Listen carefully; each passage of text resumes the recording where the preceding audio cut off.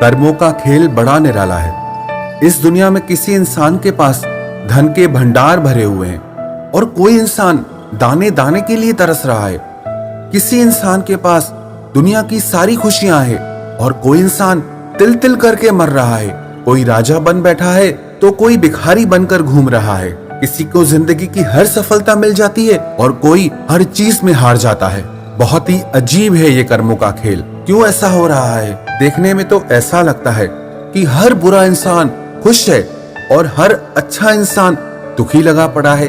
जो इंसान सच्चाई से प्रेम करता है उसे धोखा मिलता है, सच्चाई से व्यापार करता है उसे धोखा मिलता है, और जो इंसान बेईमानी करता है, धोखा करता है, वो खुश लगा पड़ा है। ये कैसा हिसाब किताब है कर्मों का? जिस इंसान ने आपके साथ गलत किया, बुरा किया, धोखा दिया, क्या उसे कभी उसके कर्मों का फल मिलेगा या नहीं? जवाब है हाँ। जो इंसान जैसा कर्म करता है उसे आज नहीं तो कल उसके कर्मों का फल भोगना ही पड़ता है। किसी का भी किया गया अच्छा या बुरा कर्म कभी नहीं छुपता। लोग चाहे समझे या ना समझे, लेकिन कर्म चेहरे याद रखता है। जो जैसा करता है उसे वो भोगना ही पड़ता है। श्रीमद् भगवत गीता में भी श्री कृष्ण ने कहा, अवश्यमेव भोक्तव्यम कृतम कर्म शुभाशुभम।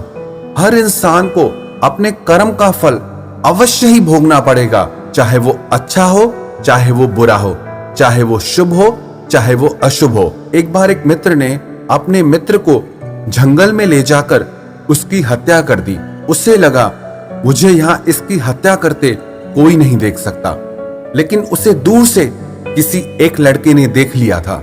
जिस लड़के ने ये हत्या देखी वो लॉ की पढ़ाई कर रहा था, कॉलेज में पढ़ रहा था।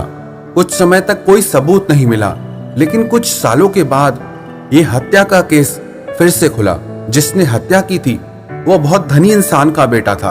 उन लोगों ने किसी दूसरे इंसान पर झूठे गवाह बनाकर उसे इस हत्या का आरोपी बना दिया।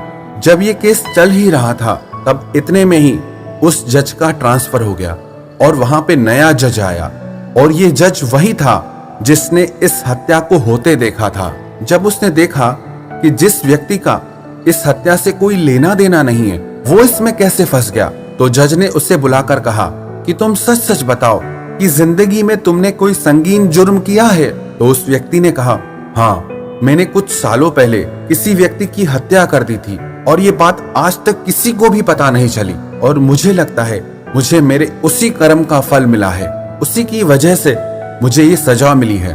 इस व्यक्ति को उस कर्म की सजा मिली जिसके बारे में दुनिया में किसी को पता नहीं था।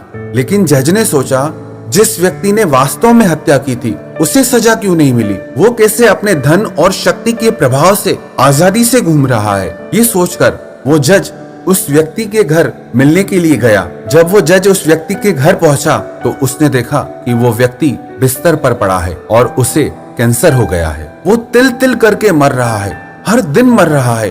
वो इतना ज्यादा दर्द में जी रहा है कि अपने मरने की दुआएं मांग रहा है। तब उस जज को कर्मों का सारा खेल समझ में आ गया। ये कर्म चेहरे याद रखता है। हर इंसान को अपने कर्मों का हिसाब चुकाना ही पड़ता है। लेकिन हमें क्या लगता है कि जिसने हमारे साथ गलत किया, बुरा किया, धोखा दिया, उससे अभी सजा मिले, उससे हमें अभी बदला लेना है। लेकिन कर्मों का हिसाब ऐसे नहीं चलता है, आपके हिसाब से नहीं चलता है। हो सकता है जाने अनजाने आपने भी किसी से गलत किया हो जिसका आपको एहसास तक ना हो सकता है आपको जाने अनजाने अपने किसी किए गए कर्म का फल मिल रहा हो जो आपको उस इंसान के द्वारा मिला हो।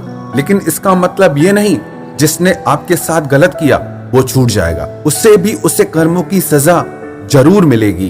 हाँ, इसमें ये पक्का नहीं होता है कि जब आप चाहे तब मिलेगी, लेकिन उसे मिलेगी ये बिल्कुल पक्की बात है, क्योंकि ये सृष्टि कर्म के चक्कर से ही चलती है। थोड़े समय के लिए देखने में ऐसा लगता है कि बुरा इंसान मजे में है और अच्छा इंसान दुख भोग रहा है, पर यह वास्तविकता नहीं है, ये सच नहीं है।